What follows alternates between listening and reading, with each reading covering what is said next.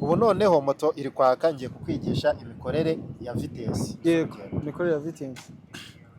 ubu tuvuge tugikanda gutya, aka kabuto kanditseho ma plus ma plus na ma minus. Yego, iyo ukanze hano uba wongeyeho, iyo ukanze kuri plus uba ushyize mu yindi vitesi, ushyizeho iyindi vitesi. Yego, wakongeraho ukaba ushyizeho iyindi. Yego, wakuraho ukaba uyikuyemo.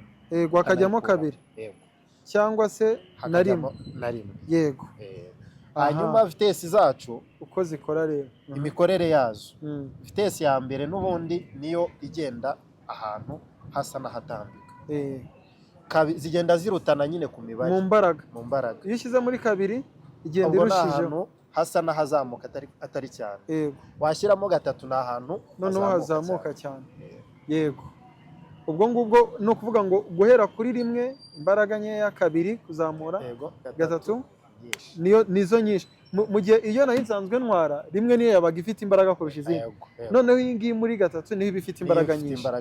Urakoze cyane. ubwo ngubwo bitewe n'aho ndi nzajya nshyiramo umubare wa vitesi nkeneye cyangwa se imbaraga nkeneye. Thank you so much.